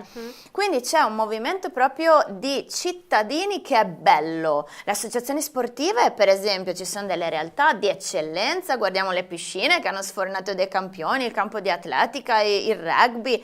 Voglio dire, c'è veramente un tessuto ricchissimo di bellezza da tanti punti di vista. Liberiamo la bellezza significa proprio questo, che non è che non ci sia, ma è come se fosse offuscata da una patina che è decisamente ora di togliere. Questo è il senso profondo, da ogni punto di vista. Casagrande, lei prima diceva che nei 10 ultimi anni la città, durante le amministrazioni Tonone e Miatto, si è fermata, ha fatto dei passi indietro. Ecco, allora ora da dove ripartire, le chiedo? Allora, premesso che, come dire, anche perché caratterialmente non siamo dei polemici e neanche, come dire, andiamo ad accusare il lavoro degli altri, non è che nelle due amministrazioni non si sia proprio fatto niente, forse si è fatto poco rispetto a quello che in realtà si poteva fare, quindi, come dire, non si può dare zero, sarebbe di parte, ripeto, non fa parte del nostro stile, però si sarebbe dovuto, secondo me, fare qualcosa di più. Guardi, io sono un ingegnere, chi mi conosce sa, mi occupo di sicurezza, ho scelto questa specializzazione e vedo oggi parecchie criticità nella normale e ordinaria amministrazione. Ecco, io non vorrei tediarvi, però facciamo un esempio concreto per i nostri telespettatori. Insomma, al di là di rievocare le buche sulle strade, che, come dire, sono sicuramente un aspetto particolarmente critico oggi, ci sono dei punti di viabilità, magari a Sant'Andrea con la nuova viabilità molto molto intensa che va da Costa, no? Quell'incrocio molto pericoloso costruito dopo la realizzazione del traforo di Sant'Augusta, che mette, tra via Carso, Dalmazia e Vittorio Emanuele, molto in difficoltà l'automobilista, e vi sono poi delle criticità anche a San Giacomo, in via Isonzo. Quindi, come dire, perché la mia sensibilità e la sicurezza magari sono un po' più scarso in altre discipline, però io interverrei subito, visto che sono interventi semplici da poter fare per garantire la sicurezza al cittadino. Ecco, le avevo parlato di fotografie, per l'amor del cielo. Fotografiamo un attimo, idealmente, la conosciamo tutti, ad esempio, la chiesa di San Giacomo. Lì ci sono stati negli anni passati dei morti per la mancanza di attraversamenti pedonali. La realizzazione di alcuni di questi, e riconosco a chi li ha fatti il merito di averli fatti, come dire, rispetto anche ad un atteggiamento, grazie, ad un atteggiamento, come dire, credo anche costruttivo, non polemico. Questa costruzione di piste ciclabili e passaggi pedonali ha permesso l'annullamento di quelle morti. Non parliamo di cose banali, secondo me. Garantire la sicurezza ai cittadini nella viabilità è, secondo me, il primo passaggio da dover fare. Perché? Perché tecnicamente ed economicamente è possibile farlo. Quindi io andrei sulla sostanza della sicurezza, me lo permetta. A proposito di ciclabili, Vittorio Veneto ha una lunga e frequentata pista ciclabile che è quella che scorre lungo l'asta del fiume Meschio.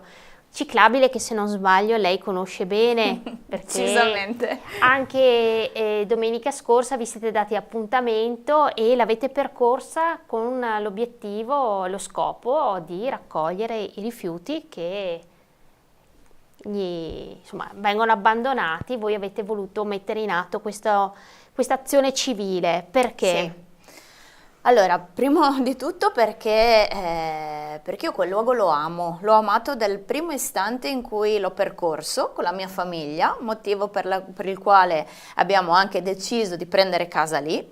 Sapevamo perfettamente che era una zona in cui diciamo passa di tutto, quindi vuol dire la meraviglia di avere i ragazzi che vanno a scuola, l'altrettanta meraviglia di avere le persone che camminano, che vanno in bicicletta davanti a casa, e anche ogni tanto qualche ubriaco, qualche frequentazione un pochino più ambigua. Ma noi abbiamo sempre voluto aprirci alla città e ci è venuto semplicemente spontaneo, proprio anche per un moto di non solo di amore, ma di riconoscenza, di gratitudine nei confronti di tutte le persone che per esempio ci hanno aiutato a restaurare la casa, perché abbiamo incontrato degli operai e degli artigiani vittoriesi semplicemente strepitosi, con cui siamo diventati anche amici. E ci è venuto spontaneo restituire, diciamo, questa gentilezza, questa accoglienza che ci è stata riservata, ma non solo, anche perché crediamo molto nell'esempio. Diciamo, ciò che a me da cittadina è mancato molto nelle ultime amministrazioni, diciamo così, è il senso di unione, per esempio.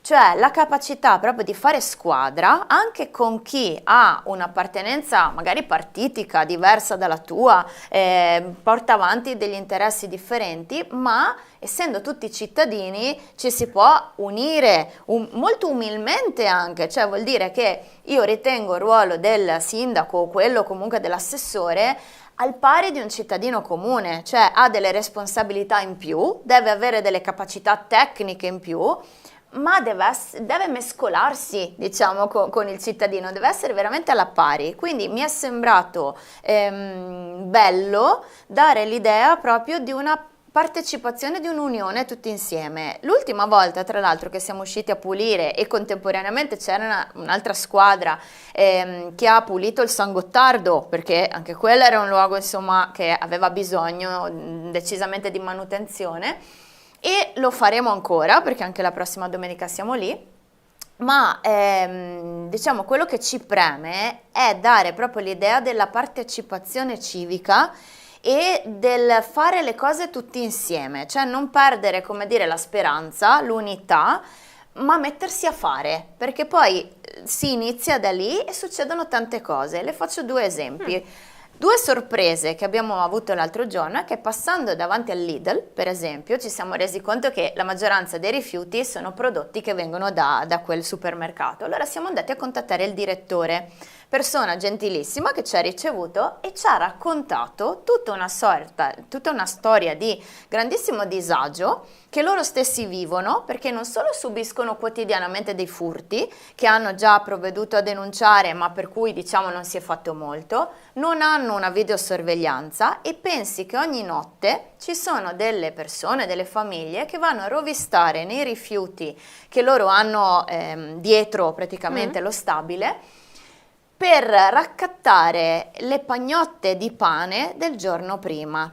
Quindi capisce che quando un direttore di un supermercato mi racconta una storia del genere, io capisco tante cose, capisco che non c'è solo il malfattore, capisco che c'è anche del grandissimo disagio sociale e una soglia di povertà e di, diciamo, miseria galoppante.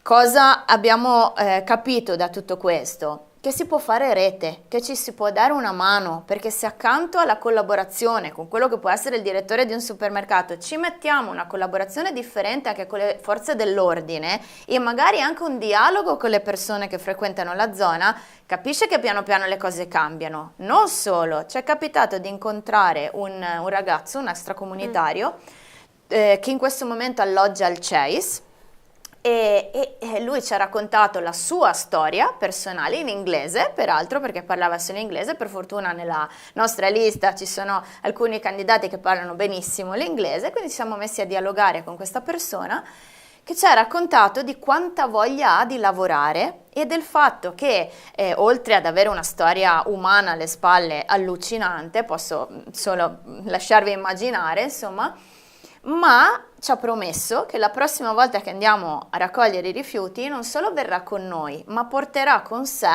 tutti i suoi amici che ha conosciuto lì al CEIS.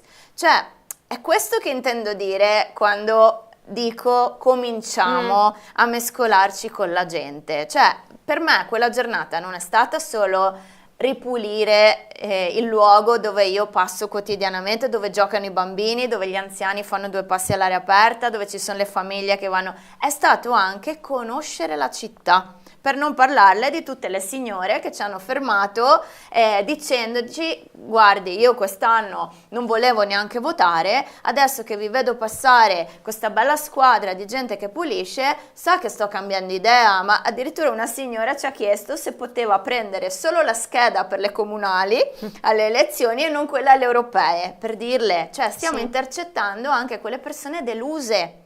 E questo per me è un dono eccezionale, un tesoro che c'è tra le strade, e solo se tu vai tra la gente scopri queste realtà.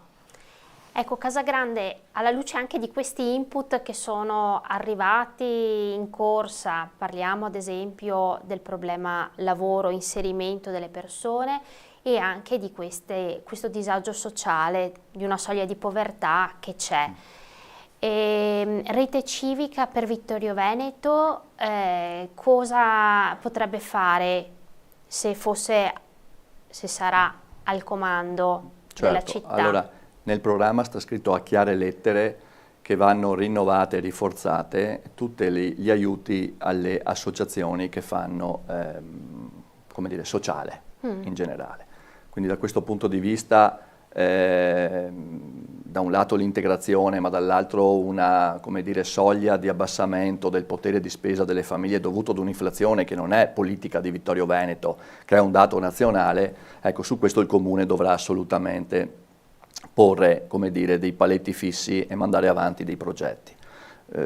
Tra i nostri candidati, tra le persone che fanno parte del nostro gruppo, non ci sono solo i candidati, vorrei ricordare che coinvolgiamo una quarantina di persone rispetto ai 16 candidati, ci sono delle sensibilità e delle attenzioni, ad esempio sul centro Piazzoni. Oggi è un centro dislocato in periferia con i problemi di logistica del caso. Noi vorremmo come futura amministrazione il garantire il ritorno nella vecchia sede, voluta fortemente da un cittadino caparbio che oggi non c'è più, che è il professor Tito Tolot, che anche, a mio avviso, in quel contesto meriterebbe un riconoscimento per un lavoro svolto.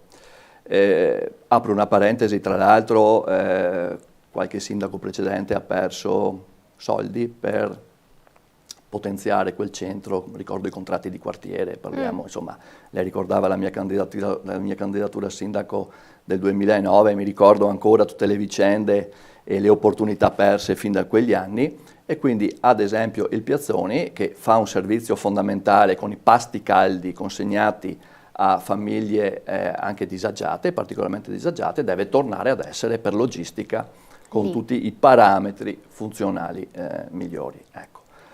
Su questo poi ci sono una infinità di altre attività che riguardano il sociale, come dire, che nel nostro programma sono chiaramente esplicitate. Vorrei ricordare che un aiuto al sociale è anche favorire il mantenimento delle giovani coppie. L'urbanistica ha sempre penalizzato il vittoriese negli ultimi anni la possibilità di una giovane coppia che si sposa di trovare ad esempio appartamenti e case ad un prezzo calmierato, ad un prezzo intelligente, dico io. Io ho avuto coetanei che si sono sposati andando ad abitare nei comuni contermini, Colle Umberto, Anzano, no? Cappella Maggiore, quindi Anzano, insomma, che è più vicino a Vittorio Veneto. Ecco, anche lì è sociale anche questo, aiutare chi deve iniziare a mettere in piedi una famiglia. Una prima domanda da casa la rivolgo a lei, Casagrande, visto che ha sollevato la questione della sicurezza. Dice il telespettatore: premesso che confermo che sia un incrocio pericoloso, quello che lei citava prima di San Giacomo di Veglia, visto che il signor Casagrande ha citato la criticità dell'incrocio tra via Carso e via Vittorio Emanuele II, quale soluzione o alternativa propone? Allora, lì c'è un errore tecnico innanzitutto. Faccio un tecnicismo, appunto. Chi parte dallo stop per girare a sinistra verso il centro, ok, diciamo comunità montana, nel partire, nel girare a sinistra, blocca chi può superare a destra e ha davanti a sé un muro in cemento armato. Quindi siamo in un contesto, a mio avviso, anche ai limiti di quella che è una regolarità proprio da codice della strada. Lì serve riuscire a costruire una rotonda, una agevolazione per le autovetture che impedisca l'intasamento di chi venendo dal centro gira a destra in direzione ospedale e appunto chi rischia di scontrarsi facendo quello stop lì. Esistono delle rotatorie a forma ellissoidale che potrebbero essere, come dire, incastrate in quello che oggi è appunto il viale principale. Ok. Poi sempre da casa un commento, complimenti a Luisa Camatta, la vera scoperta di queste elezioni, scrivono. E poi Troppo buoni. le pongono anche una domanda: Camatta, se dovesse vincere, come pensa di affrontare le problematiche che le si porranno davanti? Da chi si farà affiancare? Allora, io questo l'ho detto molte volte ed è una delle cose che mi sento proprio orgogliosamente di sbandierare, cioè che certe cose le può fare solo una rete civica per Vittorio Veneto, cioè una lista puramente civica, non civica per modo di dire, davvero civica, e cioè scegliersi le migliori menti in città o nel territorio, ovviamente prevalentemente in città, addirittura tra persone di altre liste, ma perché no? Cioè, stiamo vedendo, una delle cose belle della campagna elettorale è che tu ascolti un sacco di proposte, che attenzione, non è che siano valide solo le nostre, cioè quelle che ci sono venute in mente, perché noi siamo una quarantina, di proposte ne sono venute fuori tantissime, ma anche gli altri ne hanno di interessanti, sia quelli che all'inizio, diciamo, partecipavano alle nostre riunioni e dopo hanno preso strade differenti, sia quelli che proprio sono già schierati, diciamo così. E per esempio, se parliamo di giunta, se parliamo di assessori, io voglio dei tecnici, cioè non voglio i miei amici, ok? O quelli che fino adesso, cioè io voglio le migliori menti, che vuol dire persone preparate a livello tecnico, affidabili, fedeli, appassionate di questa città, lungimiranti, con una visione, che abbiano la mente aperta, non dico che abbiano viaggiato, ma almeno che abbiano la mente aperta, ok? Che abbiano visto soluzioni in giro per il mondo, e grazie a Dio anche nella nostra lista esistono persone così. Abbiamo 3 persone che hanno abitato in altri paesi, 2 negli Stati Uniti e 1 è proprio il portavoce della comunità macedone integrata nel nostro territorio, persona squisita, che hanno una visione veramente di ampio respiro e una creatività eccezionale, cioè hanno proprio una capacità di problem solving, si chiama oggi, no? O quel sogno pragmatico che hanno spesso gli imprenditori geniali, cioè si inventano le soluzioni perché non accettano il fallimento, diciamo, o l'abbandono di alcune zone meravigliose, penso, non so, Villa Papadopoli, famoso tema, sì. no? Non si accetta il fallimento, cioè, d'accordo, è difficile, però lo sappiamo tutti che è difficile, non è quella la risposta, cioè se siamo la città della vittoria è perché evidentemente nel nostro DNA c'è una capacità di trovare il coraggio quando altri abbandonerebbero, quindi questo è un patrimonio di carattere proprio identitario che noi dobbiamo riscoprire oggi nel modo più assoluto e quindi io mi circonderò, se sarò sindaca, dei migliori tecnici in circolazione. Le dirò la verità, alcuni io li ho già contattati, perché secondo me bisogna essere pronti a tutto, bisogna essere pronti, d'accordo, a essere piccoli e quindi, come dire, ad avere un responso elettorale di qualsiasi tipo, ma anche bisogna essere pronti alla vittoria, perché quella è la responsabilità più grande. Attenzione, io ho già in mente dei nomi che stasera non vi faccio, perché sto aspettando prima di tutto le loro risposte. Esattamente, cioè voglio che ci meditino sopra molto bene sulla mia proposta, ma io la squadra ce l'ho già in testa. E se così fosse, ragazzi, c'è da sognare in grande, ve lo dico già.